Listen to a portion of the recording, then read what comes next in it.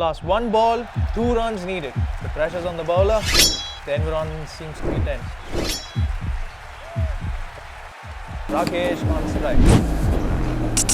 Getting ready. The bowler on the run-up. It looks like an LBW. How is that? How is that? Out. And the captain calls for a DRS.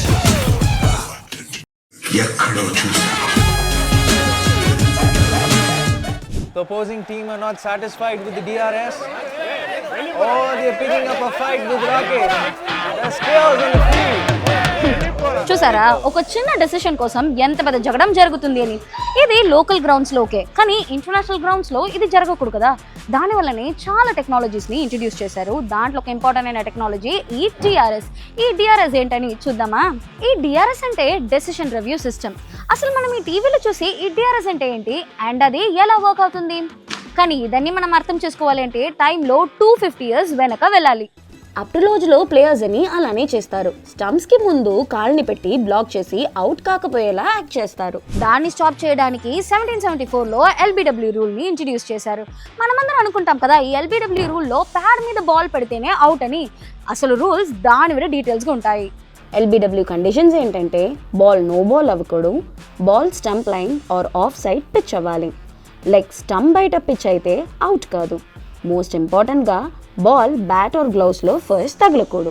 LBW rule వచ్చాక ఈ batters అని proper గా ఆడటం start అయింది. And ఇక్కడ ఇంకొక problem కూడా arrays అయ్యేది. Ball slightly bat edge touch అయ్యి తర్వాత ప్యాడ్ కి తగిలితే అంపైర్ కి కనపడదు. వీటికి సొల్యూషన్ కదా ఈ హాట్స్పాట్ టెక్నాలజీని ఇంట్రడ్యూస్ చేశారు. హాట్స్పాట్ ఇన్ఫ్రారెడ్ ఇమేజింగ్ యూజ్ చేస్తుంది. బాల్ బ్యాట్ ని టచ్ చేస్తే ఫ్రిక్షన్ వల్ల హీట్ జనరేట్ అవుతుంది. ఇన్ఫ్రారెడ్ కెమెరా ఆ హీట్ ని డిటెక్ట్ చేస్తుంది. ఇన్ఫాక్ట్ బ్యాట్స్మెన్ బర్బ్ చేస్తే కూడా థర్మల్ లో ఫుల్ గా గ్లో అవుతుంది. బట్ దెన్ బ్యాటర్స్ చాలా స్మార్ట్ గా అయ్యారు. బ్యాట్స్ కి ప్రొటెక్టివ్ కోటింగ్, స్కఫ్ షీట్స్ ని వాడటం స్టార్ట్ చేస్తారు. రిజల్ట్స్ ఏంటంటే ఈ హాట్స్పాట్ అక్యురసీ ఎడ్జ్ లో దిగిపోయింది. ఈ కన్ఫ్యూషన్ ని క్లియర్ చేయడానికి స్నికోమీటర్ వచ్చింది. కానీ ఇది ఎలా వర్క్ అవుతుంది?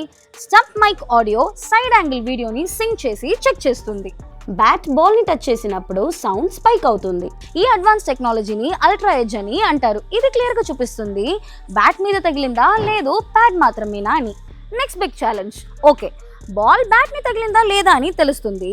కానీ ఇంకొక క్వశ్చన్ ఏంటంటే ఈ బాల్ ప్యాడ్ ని తగిలిందా లేదు స్టెమ్ ని తగిలిందా అని ఎలా తెలుస్తుంది?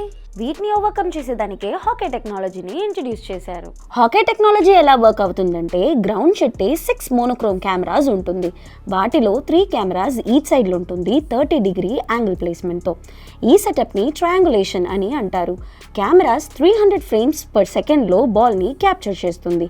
ఈ 2D ఇమేజెస్ అన్ని Matrox imaging library software use చేసి 3D బాల్ని ట్రాజెక్టరీగా కన్వర్ట్ చేస్తుంది. రిజల్ట్స్ ఏంటంటే బాల్ ఫ్యూచర్ పాత్ని ప్రిడిక్ట్ చేస్తుంది. స్టంప్ని హిట్ చేసిందా లేదు మిస్ అయిందా అని. థర్డ్ అంపైర్ ఆన్ ఫీల్డ్ డిసిషన్ని కన్ఫర్మ్ ఆర్ ఓవర్టర్న్ చేస్తాడు. హాకీకి 5 mm మార్జిన్ ఆఫ్ ఎర్రర్ ఉంటుంది. అందుకే ఒరిజినల్ అంపైర్ డిసిషన్కి ప్రయారిటీ ఉంటుంది. ఇవాళ క్రికెట్లో మనం చూస్తున్న ఈ హాకీ అండ్ అల్ట్రాయిడ్స్ టెక్నాలజీస్ అని డిఆర్ఎస్ కి ఒక బ్యాక్ బోన్. ఐసీసీ మ్యాచెస్ నుండి ఐపీఎల్ మ్యాచ్ వరకు గేమ్ ని ఫేర్ గా మార్చిన టెక్నాలజీస్ ఇవే. ధోని నెక్స్ట్ టైం రివ్యూని కామ్ గా తీసుకునేటప్పుడు తెలుసుకోండి అది సైన్స్ వల్ల, కానీ మనం చూసేటప్పుడు అవి మ్యాజిక్ లాగా కనిపిస్తుంది.